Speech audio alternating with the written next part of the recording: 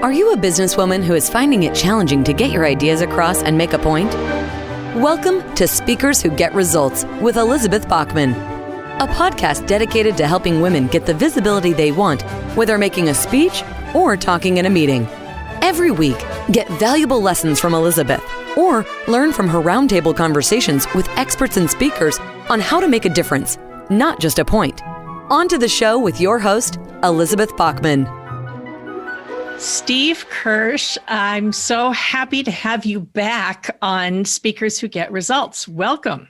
Thank you, Elizabeth. It's great to be back. Oh, it's great. As one of the people whom I regularly consult about business, I'm so excited to bring you on here to give some new information in addition to the work that I featured you before. So I'm always excited to come to you as a resource. Before we get into productivity and profit, let me ask you about your dream interview. Who would be your dream interview if you could share the stage with someone who's no longer with us? And if so, what would you ask them? You know, there are an awful lot of people that I admire throughout history, but I think today, perhaps more than ever, I would look to the Reverend Dr. Martin Luther King Jr. The work that he did in nonviolent protest, in nonviolent calling of our attention as a country to the systemic racism that still exists. Yeah. I am an old white guy, and I benefit from this. I'm working hard to become an ally of those who are oppressed by the current system. I benefited tremendously throughout my life, and so I would ask him a couple of things. One, what is it that I could do better to help those who were not born into the privilege that I have? And the other is, how did he find the strength, the personal conviction to continue to beat his head against that proverbial wall? Mm-hmm.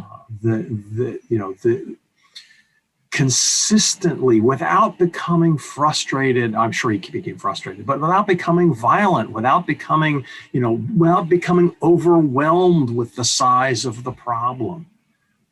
At least his public persona was like that. And how did he find that within himself? That to me is the measure of a man. Yeah. Or woman. And a woman. A measure of a man and a woman. Yes. Yes, exactly.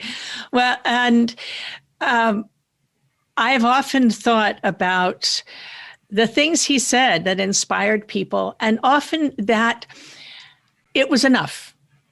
He was done. Mm-hmm. And it was time to really not take it anymore.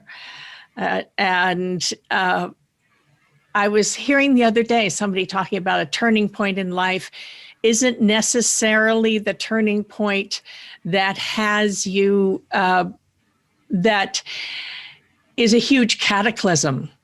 Sometimes a turning point is the moment where you've just say, enough.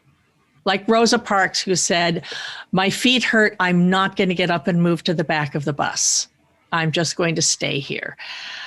And the courage it took there, but also the being tired. And I've been thinking about that lately. Yeah. Yeah. And sometimes it is that proverbial straw, right? It's just, one more thing. It pushes you over the edge, and you say, I just can't do this, or I can't be this, or I can't react this way anymore. I have to do something different. Well, this actually brings me to another thing that I've been thinking about a lot is awareness, becoming aware where things are not right. It's like we've been through a year of a pandemic, and society and life is changing completely, and a year of social upheaval and a year of pushback where people said, enough, I can't do anything more. It also comes from being aware when you are being put down, or as an ally, where you are putting someone else down without realizing it. Being aware of the unconscious assumptions. And I look at Martin Luther King Jr., the Reverend Doctor, and think about how the courage it must have taken to speak out in the first place, and the courage to keep talking, and the courage to keep moving forward. And now America has an African American senator from Georgia who was a pastor in Martin Luther King's church. So there is progress. Indeed. It's slow, but it's been 400 years in the making. There isn't any reason to expect that, overnight we're going to be able to change the system. Mm-hmm. And the system, I was reading the book, How to Be an Anti-Racist.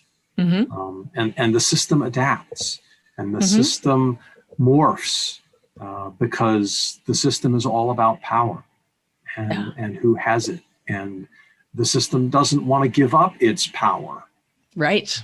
Exactly. Right. Those of us who have privilege recognize that in order to raise all boats, we have to not be concerned about whether or not we might lose a little bit of what we might otherwise gain. Yes. And that's where fear comes in. Fear and greed, our old friends, our old enemies. Fear and greed as motivating factors. Indeed.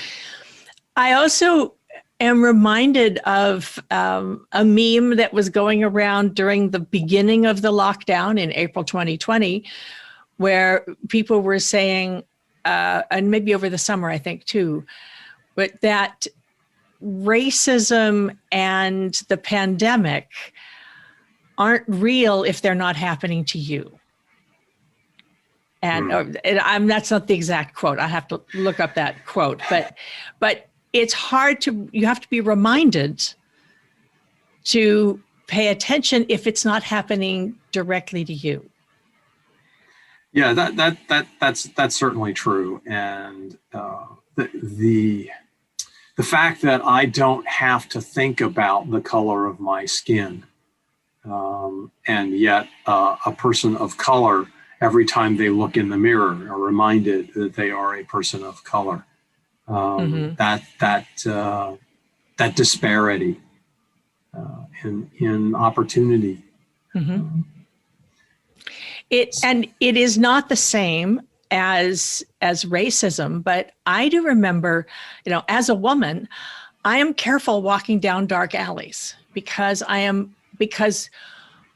as the old saying goes, boys are trained to take charge, try stuff, go ahead, and if you fall, it's no big deal. Girls are trained to be conditioned by society to be careful.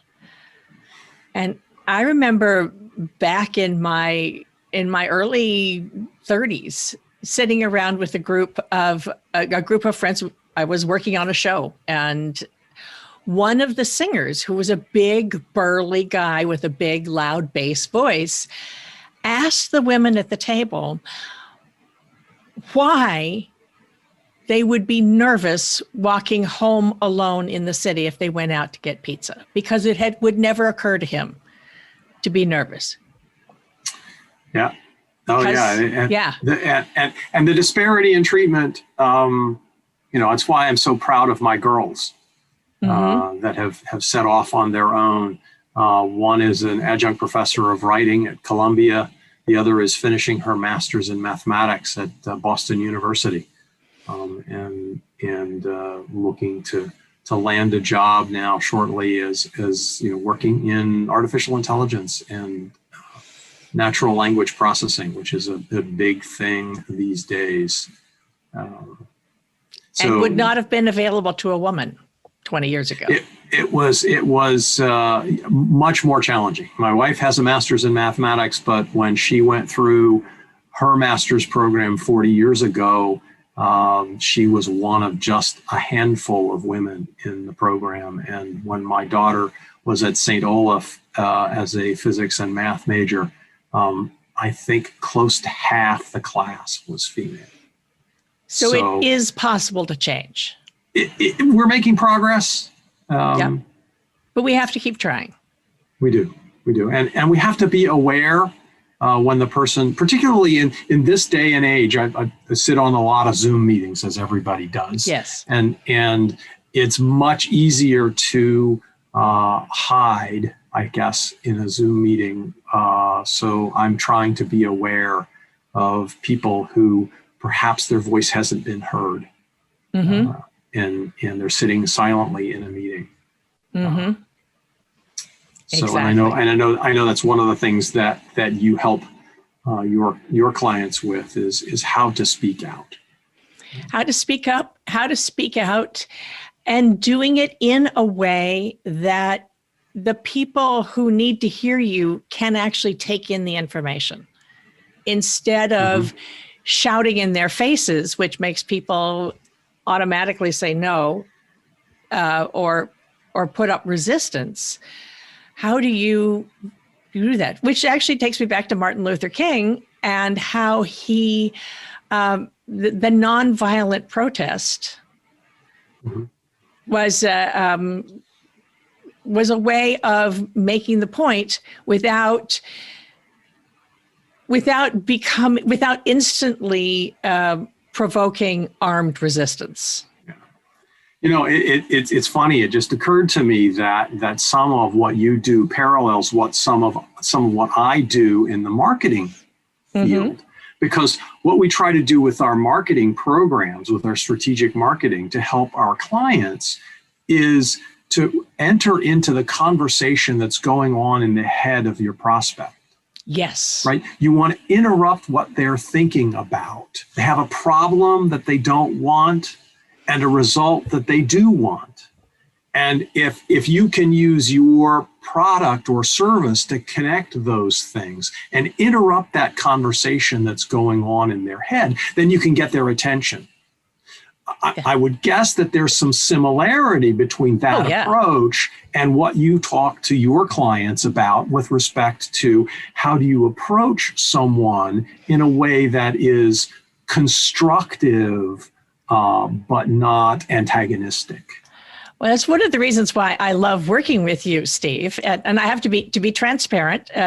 Steve is my business coach, and thanks to Steve, the 6 months I worked with him last year, my revenue doubled. So I have to say, it's the stuff he promises, it can happen because it happened to me.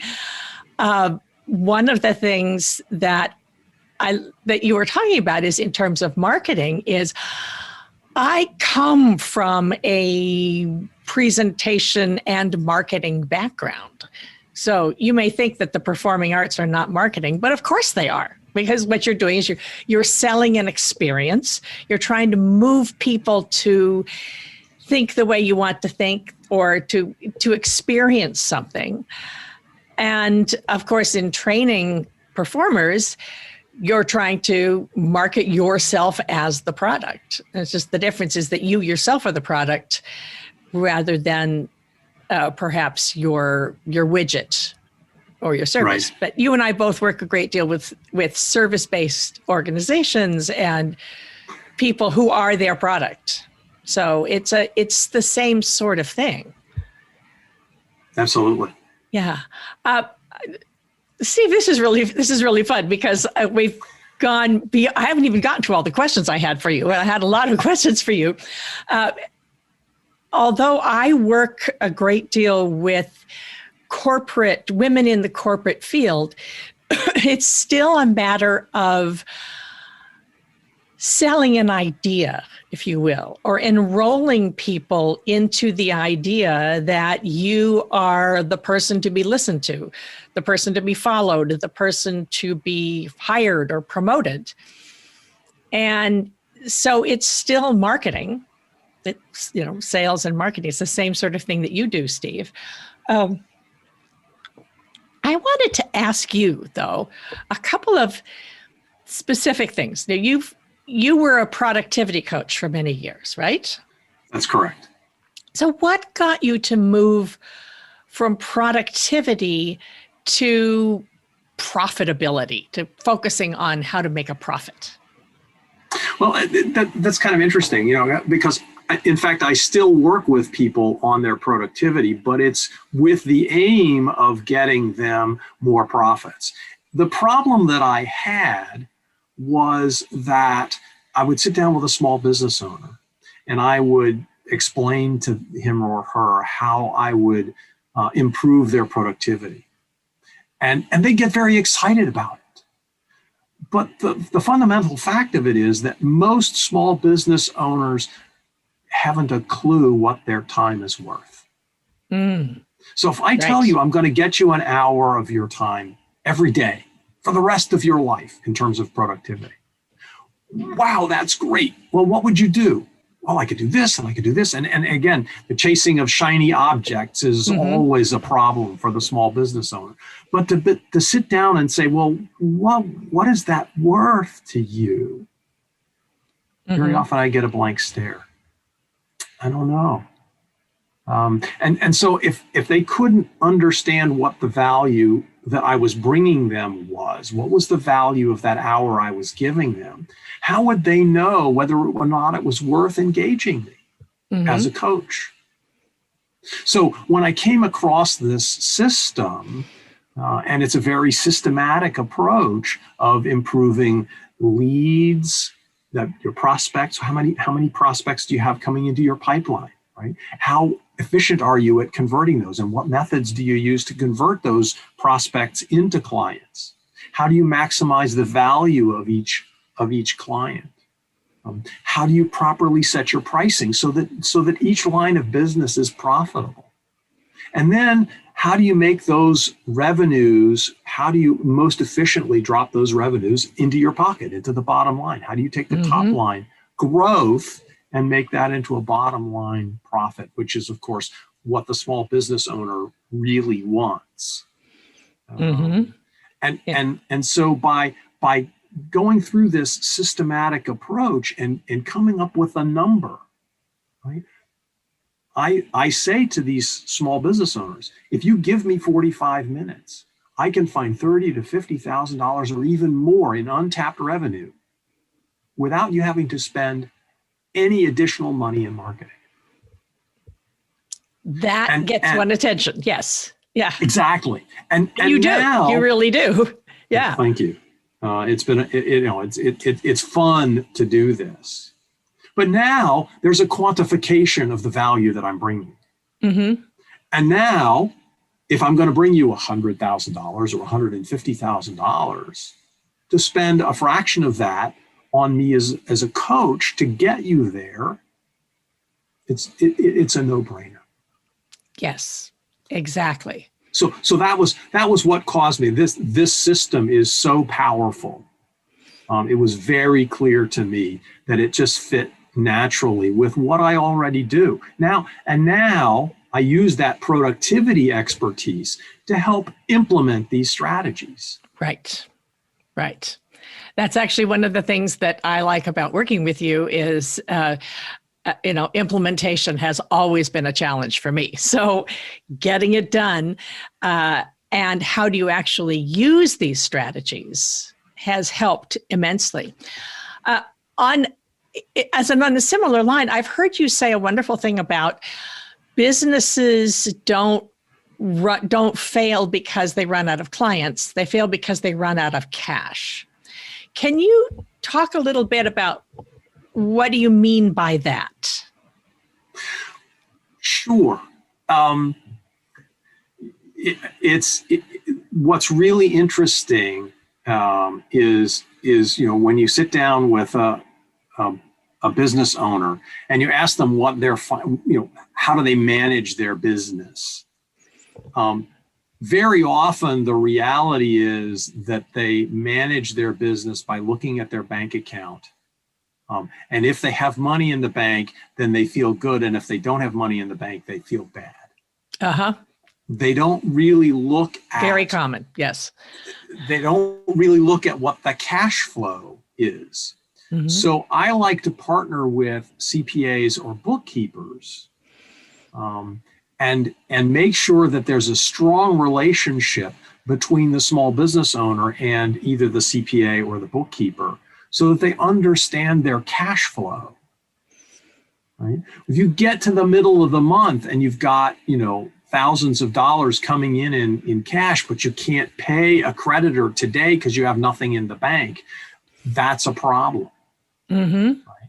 And that's where you wind up, if you run too fast, get too far out over your skis, as they say, in terms of managing your cash flow, that's when the business goes out, when you go out of business.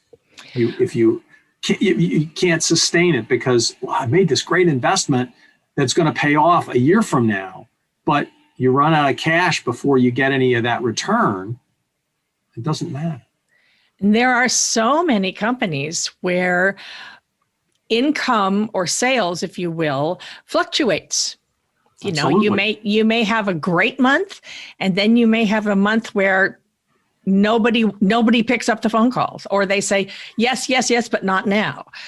And so planning for the cash flow is a big challenge. And you should always have some amount of cash in reserve, so that you can get through those lean months without. A big corporation can just go write a bond.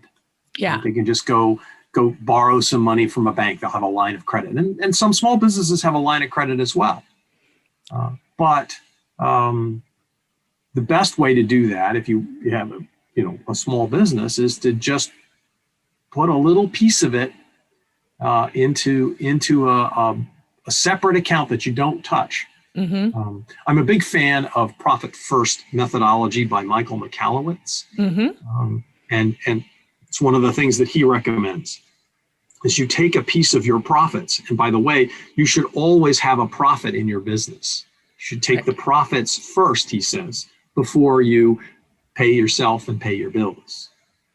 Yes. Maybe it's a small amount. Maybe it's 1 or 2 or 3 or 5%, but you always have a profit. And then you take a piece of that and you put it off into an account, which is, he calls it the vault.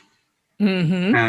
And you set that aside until you've built up enough to have 3-6 months of expenses set aside, so that if you hit a lean patch, like a pandemic, and that's what cost a lot of businesses to go under. They just didn't have enough backstop.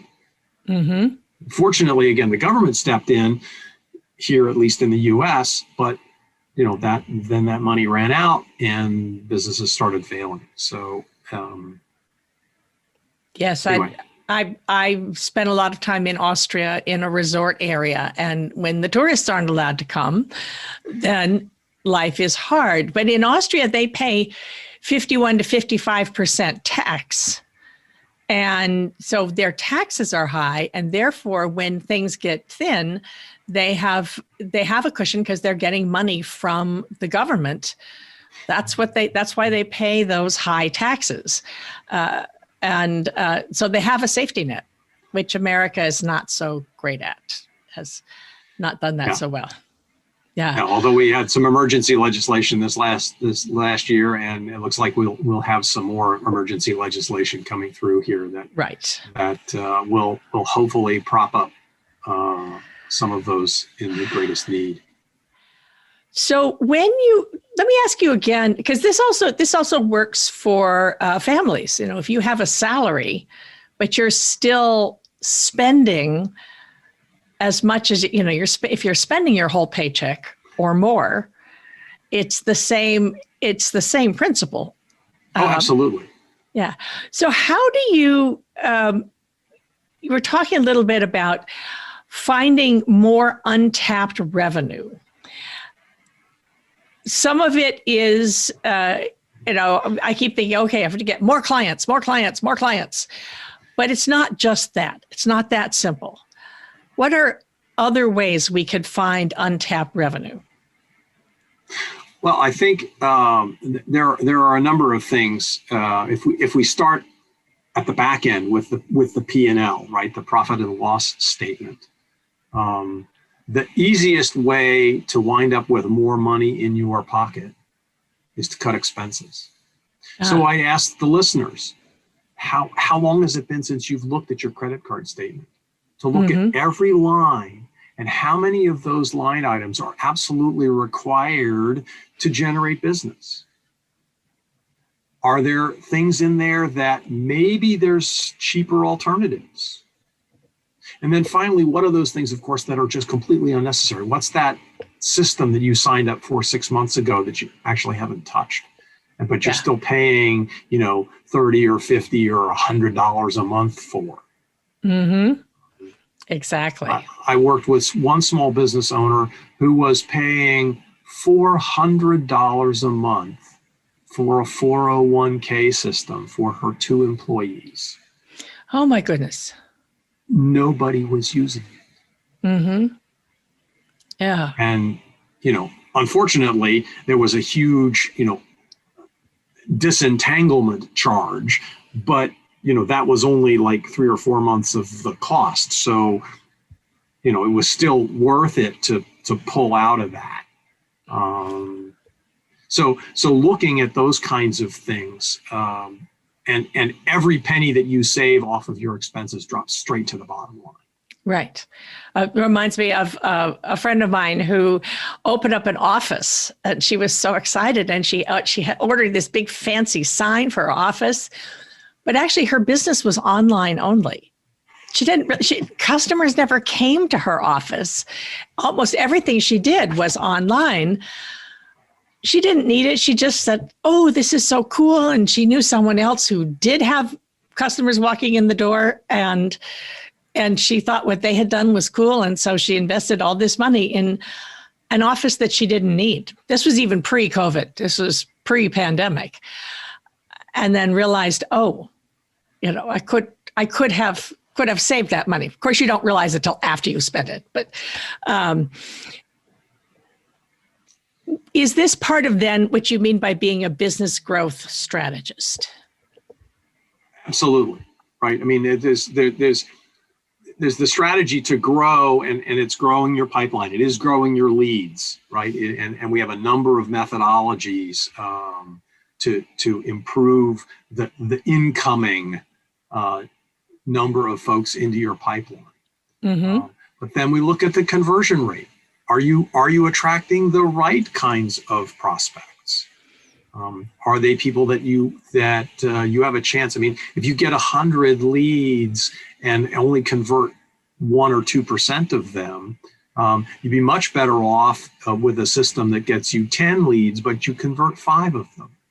Yes. Right. Exactly. So are you getting the right kinds of leads? Are you advertising where the places that your clients are, instead of where you think where they're not, basically? Yeah. Right. And are you attracting the right kind of people with your marketing message, right? Are you entering into the conversation that's going on in the head of your prospects? Are you really interrupting that conversation? Are you sending them useful materials so when they're actually ready to buy, because statistics show us that like 1% of people that go to a website, they go to a landing page, are actually ready to buy right now. Mm-hmm. The other 99%, you want to capture their information and then provide them with education that as they move from future buyer to now buyer, mm-hmm. that when they're ready to make that vendor selection, when they're saying, okay, I'm ready to buy now, I'm ready to buy this solution, that they just naturally, you're top of mind. Maybe it's a drip campaign, mm-hmm. client nurture campaign. it's, you know, there's a variety of ways of making sure that you stay top of mind with your prospects, the people that are along the buyer's journey. So of all the various things that you talk about, that you help people with, where could somebody start? Is there a most important thing? Yes. The most important thing is to make sure that you understand what makes your business unique and how is it that you service your clients. What makes an ideal client for you, and how do you service them in a way that's different from your competition? Mm-hmm. We're working right now with a carpet cleaner, Mm-hmm. and you know, that's a really difficult business to differentiate. But there's a couple of things that he does that differentiate him from his competition. He likes to stress the fact that he's a second generation carpet cleaner. His dad was in the business, and he knows a lot about how to clean carpets and what's the right way to attack the different kinds of materials. And that's very important. But a lot of people could say that. But what he does is he takes such care of the home that he goes into. He takes care of it as if it was his own. He puts up little corner strips to make sure that his equipment never bangs the corner and chips it, right? He's very careful he has a methodology to, he uses less water. And so, particularly if you have kids, you don't want to have to say, kids, you can't go on the carpet for 24 hours. Mm-hmm. It gets it dry in just a couple hours, right? So there are things like that are a little bit different, Mm-hmm. and helping. Oh, he's got a UV light that he uses to find urine spots from pets. Yes. That's right. a big problem. And very often he says, I find it in places that the homeowners didn't think that there was any problem. Okay. The pet never goes in. Oh, how did that happen? I live in a house with cats. I understand this. Yes. So anyway, so the key thing here is you don't want to just come up with one or two things. I always work with my clients to find three things that make them unique, because you may share one or maybe even two with somebody, but you're never going to share all three. Well, thank you, Steve Kirch. This is really, it's really wonderful. I will say, as someone who works with Steve, that going through the process of finding out where you are, where you're doing okay, and where, oh boy, I haven't even thought of that, is a very interesting and exciting process. This 45-minute phone call that he talks about with me, he came up with a potential $133,000 in extra revenue. And of course, that means me actually implementing everything, which is where I lean on Steve as my productivity coach. But yeah, it's really a fascinating thing. And as a coach, I now truly think of myself as a small business, which I don't know if I did before. And so that's also very exciting.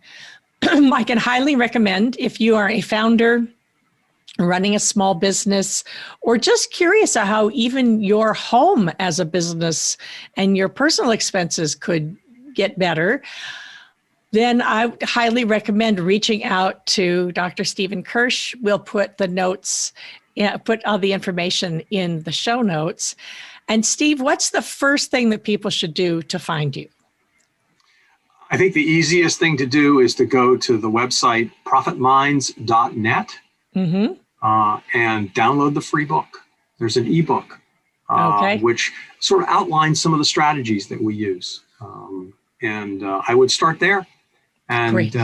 You can also reach out to me from there and make an appointment. Okay. Thank you so much, Stephen Kirch. This has been Speakers Who Get Results. I'm Elizabeth Bachman, your host. And before we go, don't forget that if you're interested in how your presentation skills are helping you, then you can go to my free 4-minute quiz, speakforresultsquiz.com. It only takes about 4 minutes, and that's where you can see where your presentation skills are doing well and where a little support might be able to get you the recognition and the results that you want. Thank you so much for joining me. Thank you, Stephen Kirch, for being my guest. And I will see you on the next one. We have just concluded another great episode of Speakers Who Get Results with your host, Elizabeth Bachman. If you got value from today's episode, please feel free to share us with your friends and colleagues. You may also visit elizabethbachman.com for additional resources. Be sure to tune in every week for new episodes, and thanks for tuning in.